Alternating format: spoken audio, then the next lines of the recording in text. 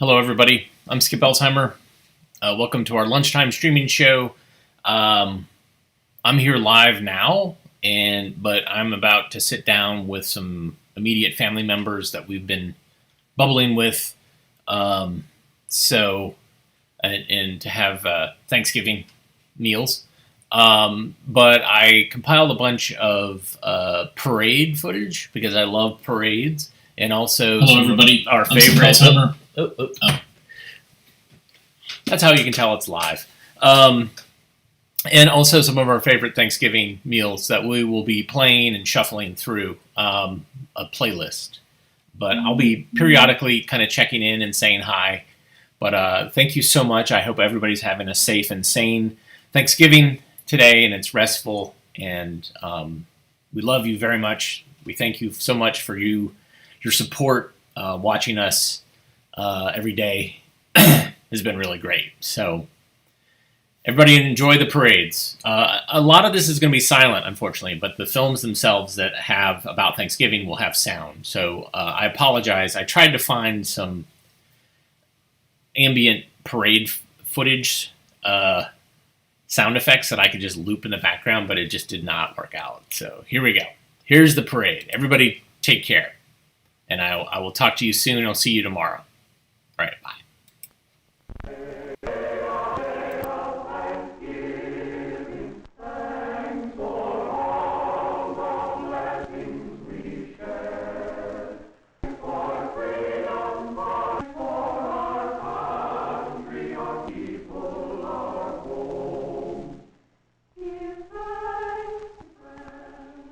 I'm Bill Johnson. Around here, they just call me Dad. I've been trying to read, but I just can't seem to do it. I keep thinking about today, Thanksgiving Day. We Johnsons had a good Thanksgiving, the best we've ever had. And I can't help thinking that what made it better was a real feeling of thankfulness. And that's odd, too, when you consider the shape things were in when I got home from work yesterday. My kids, Dick and Tommy and Susan, were all home from school. And of course, Mother and the baby were there. As kids will, mine were living tomorrow right along with today, looking forward to Thanksgiving. And like most men, I'm glad it was Mother instead of me who had to break the news to them. Tomorrow's Thanksgiving. Turkey and dressing and pie and cake. And fruit salad and whipped cream and cranberries. Gee, I can hardly wait. Me too. Well, you know, children, we've had a lot of expenses this month, and, well, your father and I thought that, well, the truth of the matter is, there just won't be any turkey this year. No turkey for Thanksgiving? Oh, I'm going to make a pumpkin pie, and we'll have plenty to eat, but, well, we'll just have to get along without turkey. Mom, you don't mean it. It won't be Thanksgiving at all. Even the Pilgrims had a feast. After all, isn't that what Thanksgiving's for? I don't think it's fair. And it was right there that I came in, right in the thick of it. Hello, everybody. Hi, Paul. Hello, Mother, Dick, Susan. Well, what's been going on around here? What's the matter with everybody, anyway? Mom says we're not going to have any Thanksgiving. No turkey, no good thing. A fat lot we're gonna have to be thankful for. Oh, I don't think you kids really mean that. We do, too. We've always had turkey for Thanksgiving. Yes, and everybody else in the block's gonna have it this year. Same as always. Yes, we've always had turkey, just as a lot of Americans have had it, and we'll keep on having it. Turkey on Thanksgiving's a great American tradition. But what you kids are saying makes it sound as if the turkey's the only thing we had to be thankful for. Well, gee whiz, no, Dad. It's not that at all. Oh, I know, Dick. With turkey, it's easy to lose sight of what Thanksgiving really means. And don't think we're just making excuses because we don't have any turkey this year. We know it'll mean a lot more to us the next time we do have it. Well, sure. Suppose we don't have a bang-up feast. We're still a lot better off than the Pilgrims. That's it, Dick. Do you other kids see what Dick's trying to say? Turkey or no turkey, we've still got all the freedoms and privileges the Pilgrims gave us. Those privileges have come a lot of things.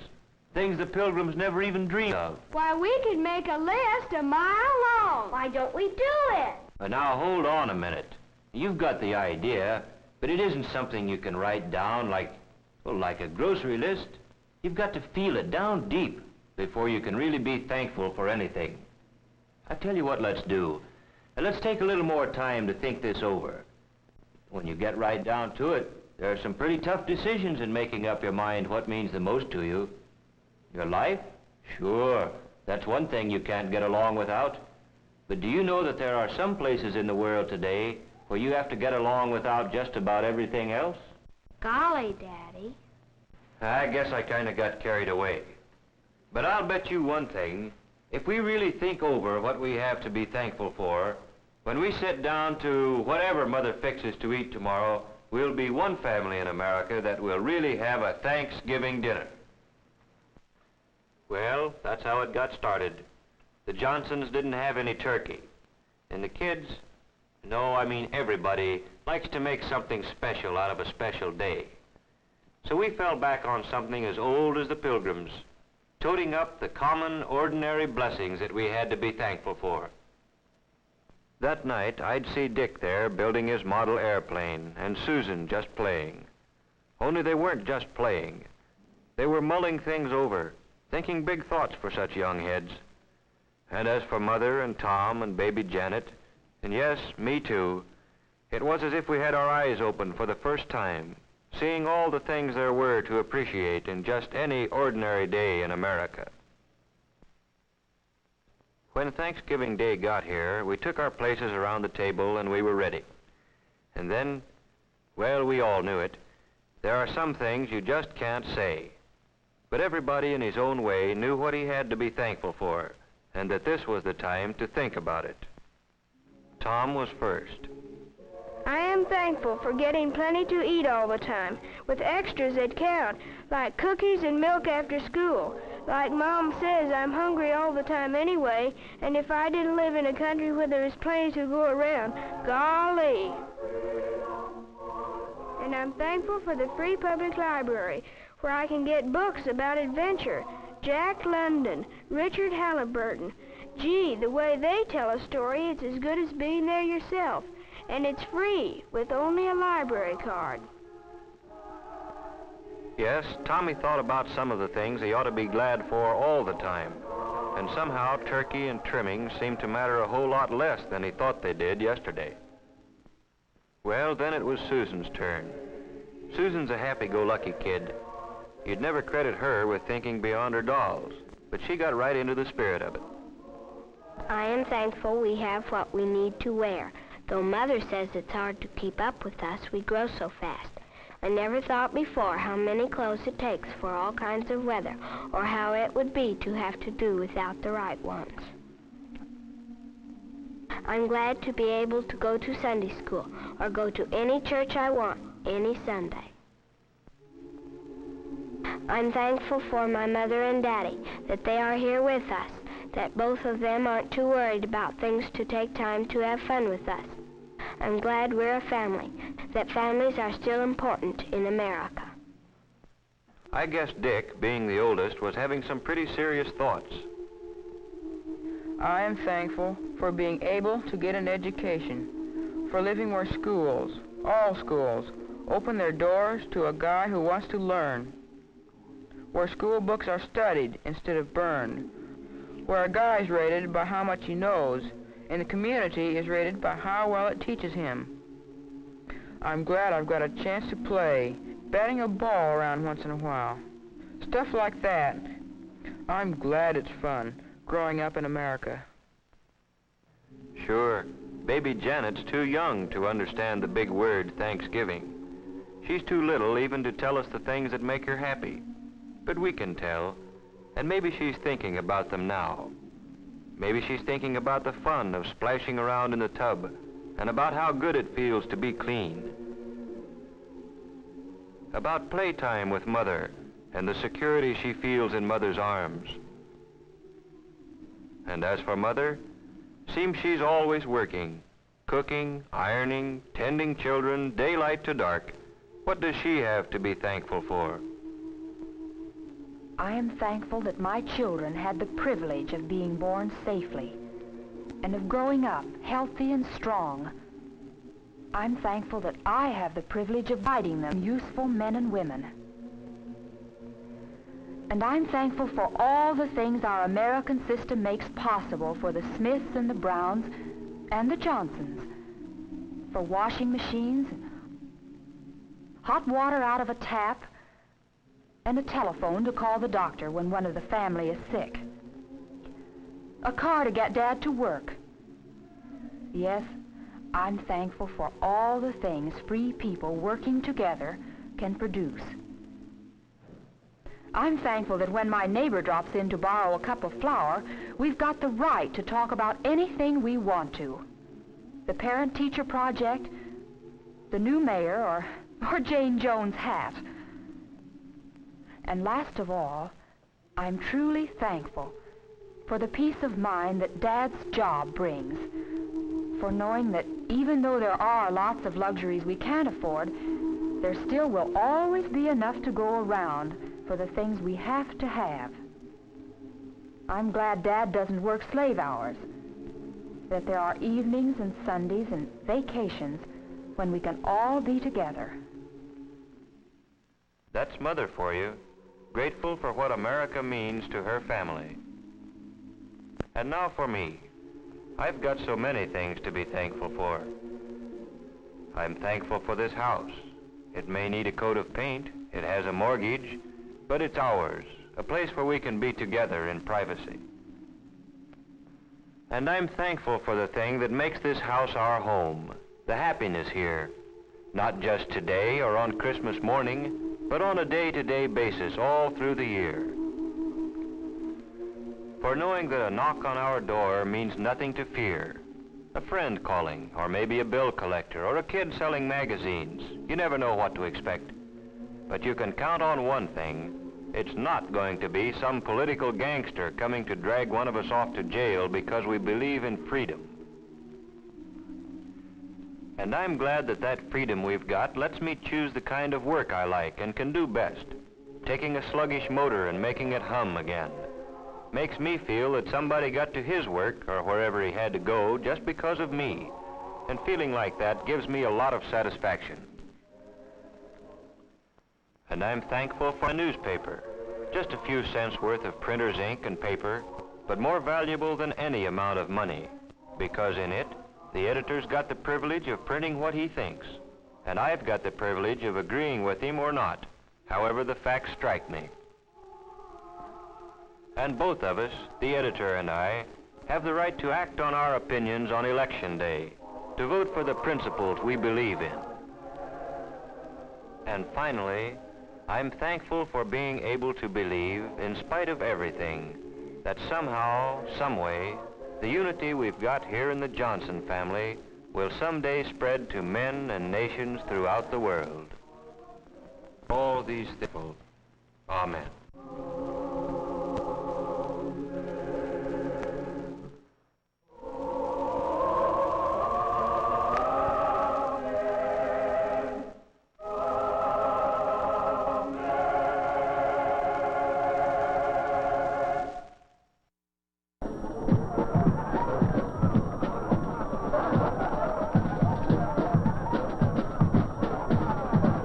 If there's one place in the world where it's fun to be part of the crowd, it's at a parade.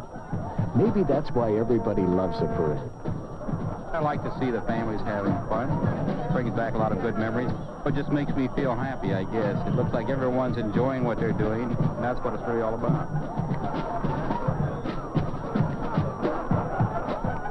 Of course, it wouldn't be a parade without a band to listen to, or a hot dog to eat. That's what a parade is. Hot dogs and music, excitement and anticipation.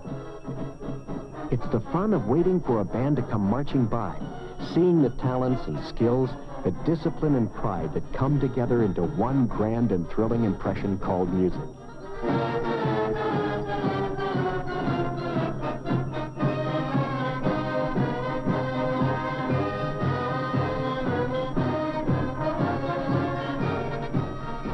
A band on parade is a finished product, created by many individual talents all working together to make the sounds we like to hear. The tastes we enjoy, the things we like to eat, these two are a combination of special ingredients brought together by people of skill and talent. Let's go see why in music, or in food, these qualities of excellence lead to success. The hot dogs we enjoy eating at a parade begin way out here. In places such as this all over America, meat processors like Oscar Mayer come to buy pork and beef fresh off the farm. Turning natural products into good-tasting foods, just like turning notes into music, requires people who have special skills and talents and enjoy being the best at what they do.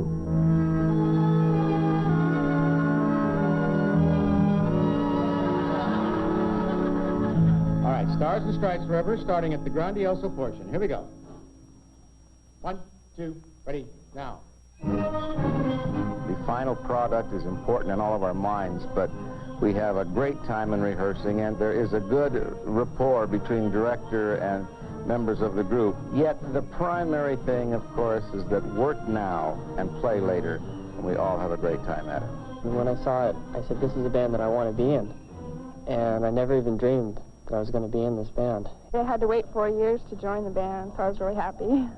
It's just real fun. It's nice because we work hard. A lot of practice. Work our rear ends off. Eric, I want you to watch those dynamics there. The accents are just not there. I'm waiting for them. This time, Eric, be with us. Here we go. 1, 2, ready, now.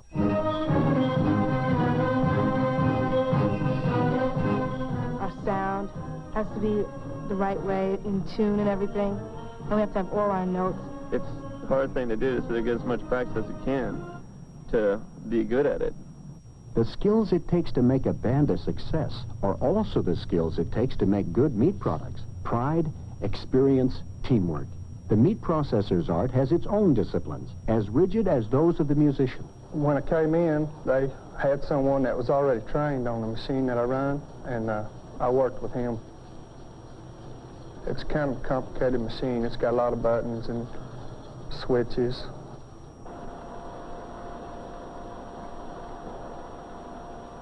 I had a lot of experience with baking. We had to be able to judge what was good and what was not good.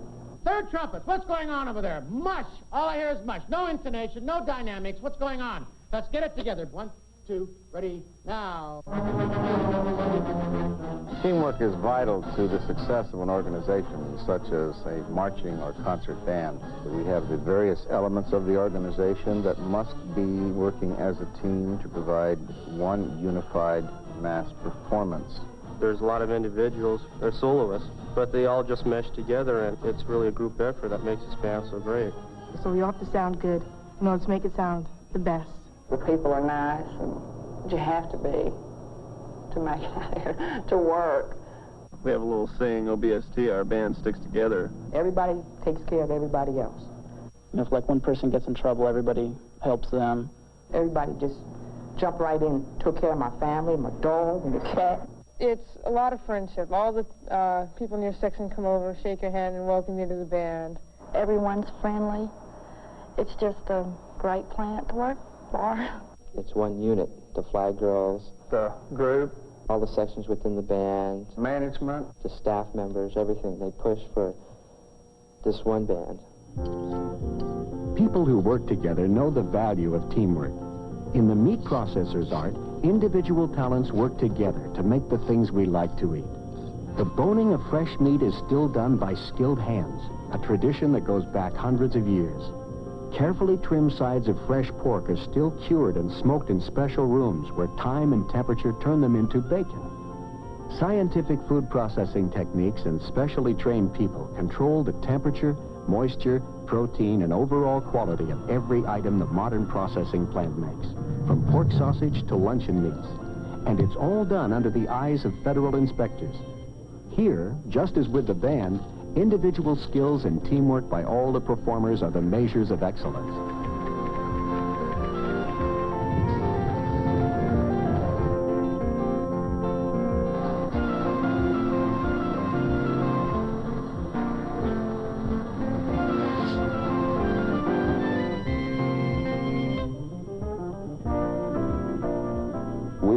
quality assurance throughout the entire plant. Those quality checks are against certain high standards that our management and our sales department and our marketing department, for the most part, have set.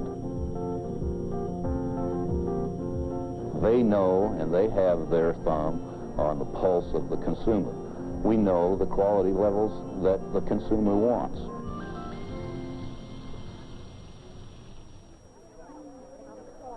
It's more fun to eat something when you know that what you're eating is good for you. Every slice of luncheon meat you pick up is a slice of good nutrition. Now, a lot of people don't know this, but a hot dog has as much protein as an egg. And 4 ounces of ham has only about half as many calories as a quarter pound of hamburger. So when you take quality luncheon meats and make yourself a sandwich, you're making something that has the nutrition you need and the taste you like.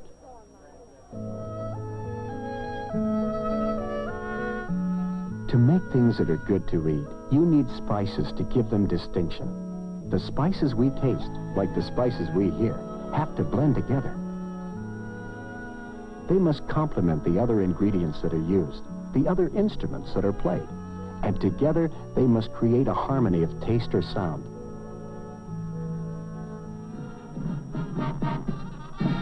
Whether it's food or music, how good something is depends a lot on how things come together. In the case of a band, the quality of excellence is knowing that all the parts, each instrument, each member, knows what to do and when to do it. We're going to have to repeat that last section again. Need a little bit more work on that. How about, hey! Again, band. How about, hey! All right, band. Hey! And when each move is made the way it should be, the result is perfection. You'll step up on 4 whistles.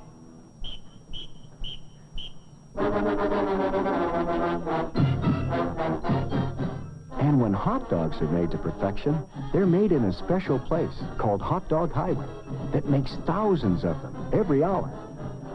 Because people like their hot dogs in all different sizes and shapes, meat processors make regular ones, long ones, short ones, plump ones, skinny ones, little ones, and big ones.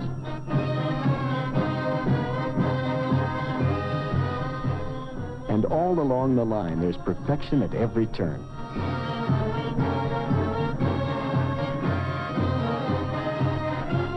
Research people are constantly improving processing and packaging techniques. Everything is checked individually, and no package leaves the plant without someone's personal stamp of approval.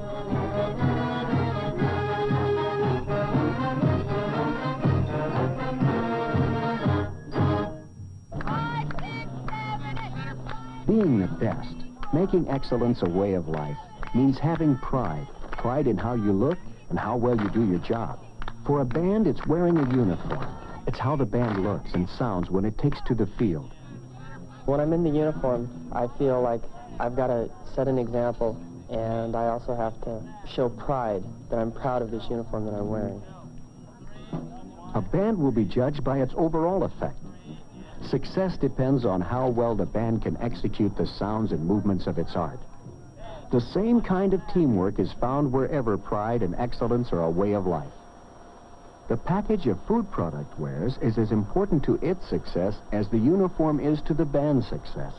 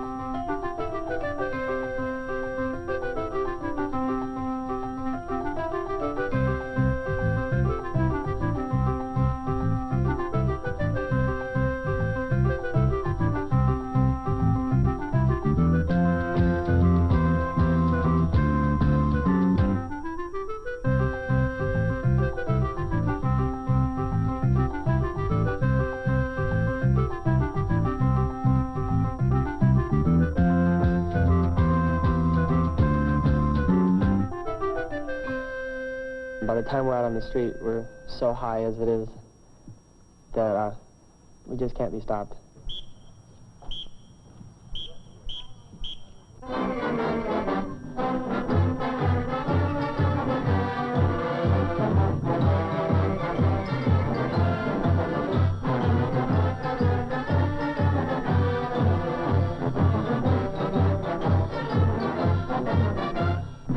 Individual skills, discipline, pride, teamwork.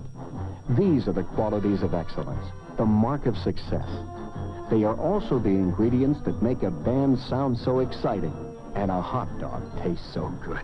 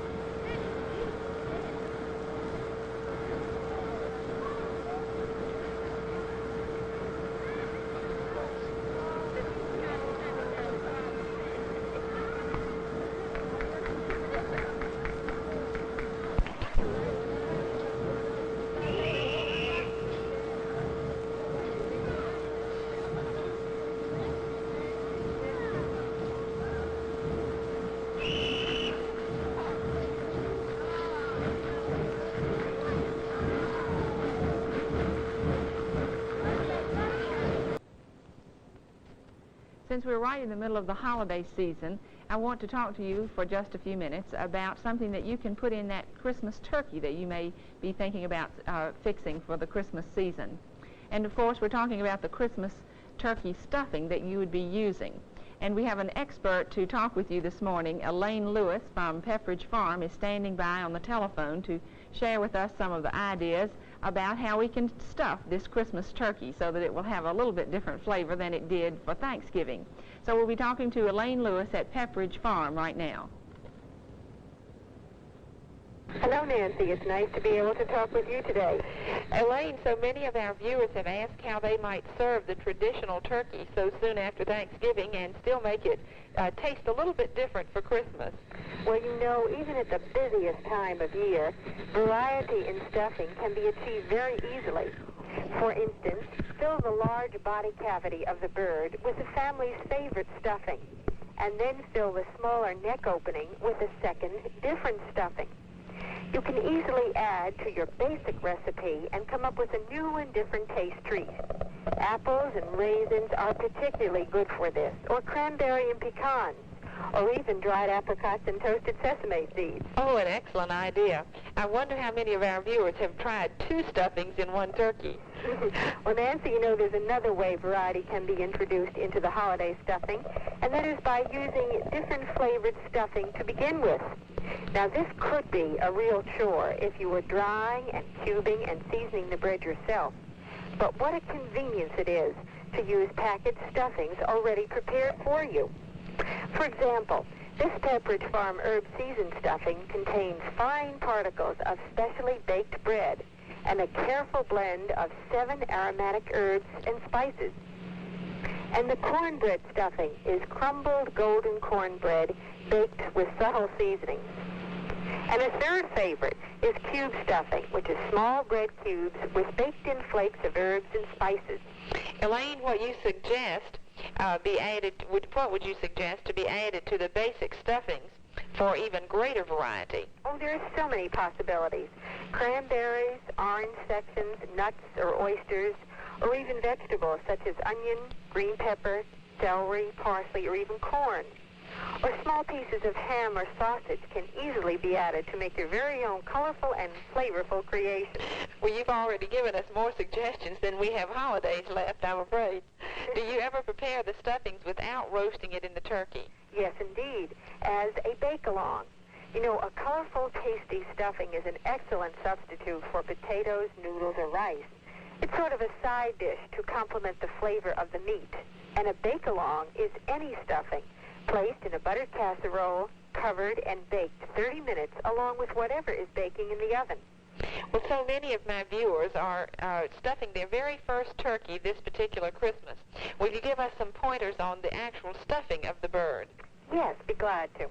After the turkey is rinsed in cold water and the neck and giblet removed, it is patted dry. Both the neck and body cavities are sprinkled with salt. Now, it's easier to stuff the neck cavity first, stuffing about 3/4 full. Then secure the skin with a skewer.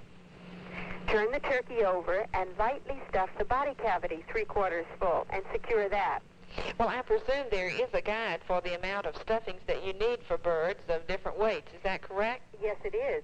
Generally, one can allow about 1 cup of stuffing per pound of bird. If there is extra stuffing, because body cavities vary with birds of the same weight, remember that bake-along idea. And Nancy, never pack the stuffing in because it will expand during the roasting and could burst through and become soggy. The large opening should be closed with skewers or laced with cord. Both wings should be skewered. And when the turkey is done, completely remove the stuffing to a hot serving dish. What does one do with the leftover stuffing? Well, if there is any, be sure that all the stuffing is removed from the turkey and none should be stored in the bird. Leftovers should be covered and stored in the refrigerator to be served again in 1 or 2 days. To freeze, place stuffing in freezer containers, mark the date, and use within 1 month. And individual servings of turkey and stuffing may be wrapped and frozen together and should also be used within 1 month. Well, Elaine Lewis, thank you so much for talking with us today, and I'm sure our viewers will agree that you've given us much food for thought today. Well, it was certainly nice talking with you, Nancy, and a happy holiday from all the folks here at Pepperidge Farm. Thank you, Elaine. Bye-bye. Goodbye. So we've been talking with Elaine Lewis, who is the home economist for Pepperidge Farm, and my thanks to her for sharing all of these very timely suggestions with us today. She has also sent us some very attractive booklets with 7 delicious recipes for stuffing, and we'll be glad to send these to you if you will simply drop a postcard here to the Nancy Welch Show, WSPA TV, here in Spartanburg, South Carolina, and we'll send them right on to you.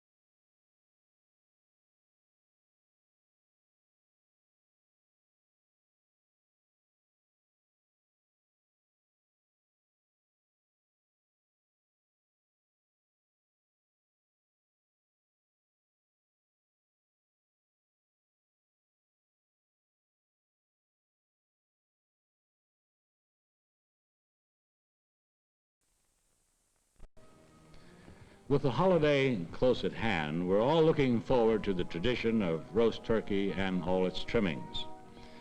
This is the year of the handy turkey. You know, much easier to get out of the store and into the car and so forth. Part of the excitement of the holiday feast is watching the host carve his way through the turkey.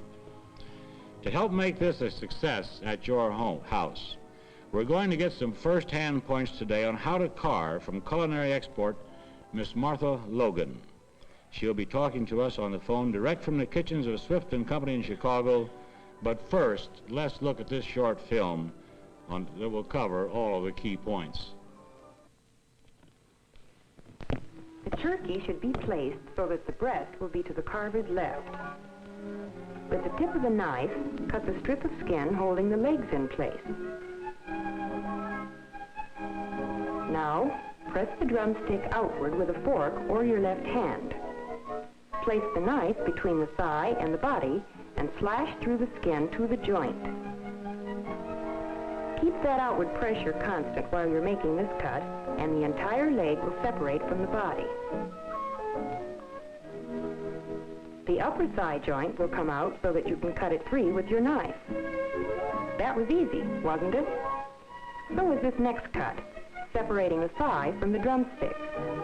You make your first cut in the angle between the two. Just press the edge of your knife in until you feel the joint.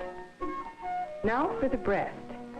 Take your fork, put it firmly into the wing, and press it away from the body. With your knife, make a long cut just above the wing joint, cutting in all the way to the bone. When that cut is made, the breast is ready for carving. Start about halfway up the breast and slice straight down toward that cut above the wing joint. When your knife reaches the cut, the slices will fall free. Each succeeding slice of white meat is started higher on the breast until the crest of the bone is reached. So there you are, and it looks very simple, doesn't it?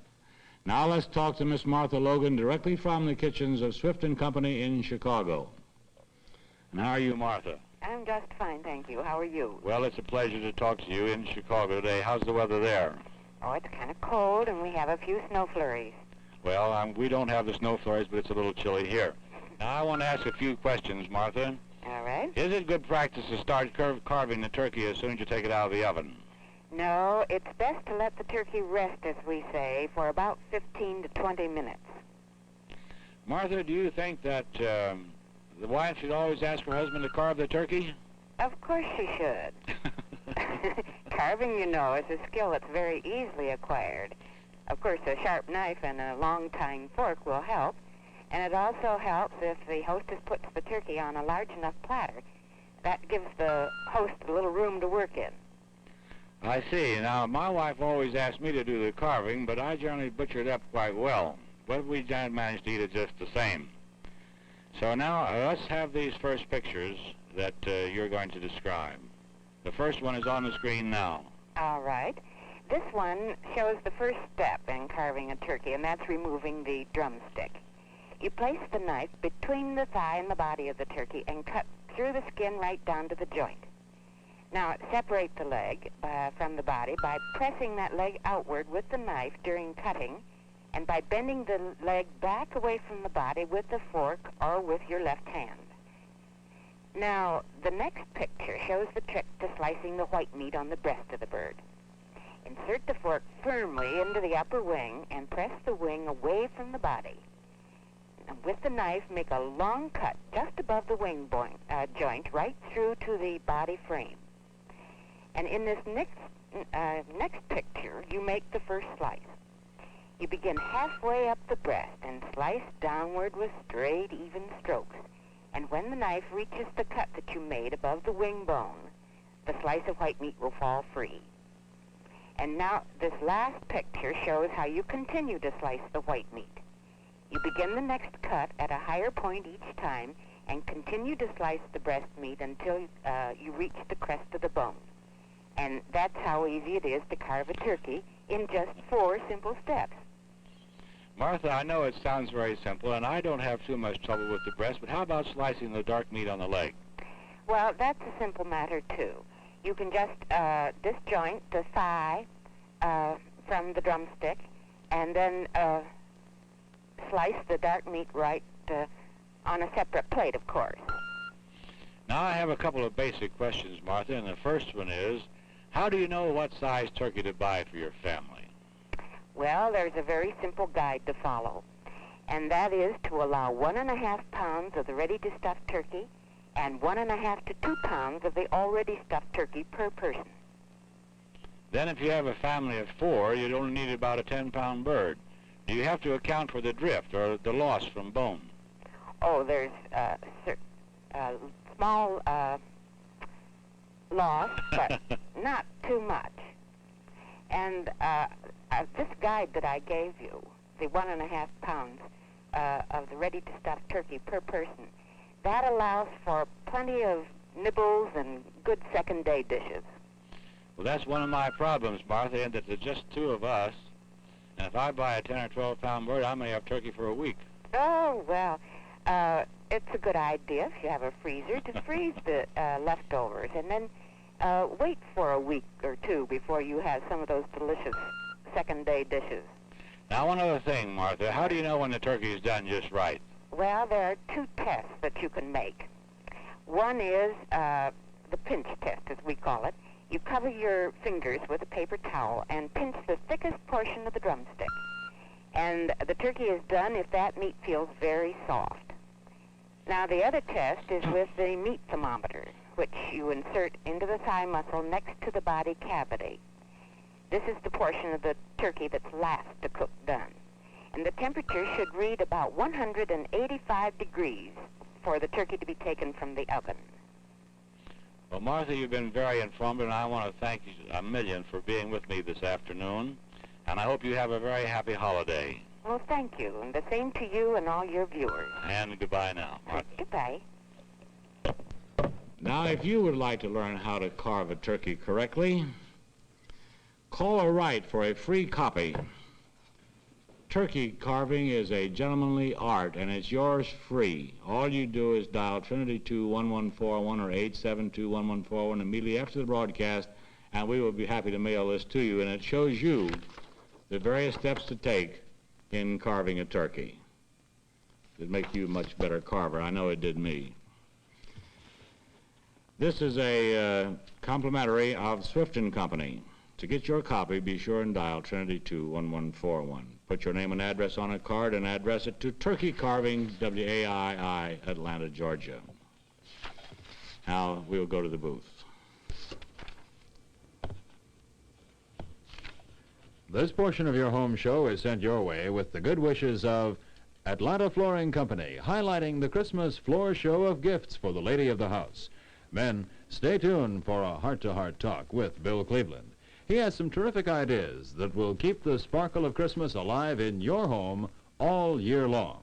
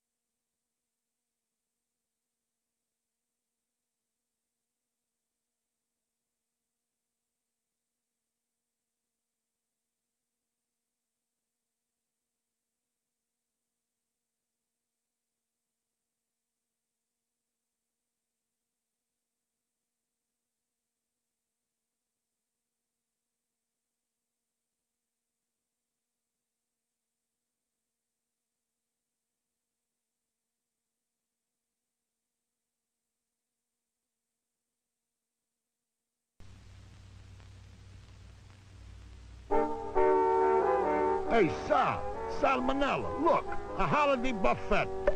That's buffet, Arnie. Great news for us germs. This food's been sitting around at room temperature for over 2 hours. Yeah, for us, a feast. For people, a tummy ache, or worse. The USDA says fie on you, Sal and Arnie, you humbugs. And to you, happy, healthful holidays.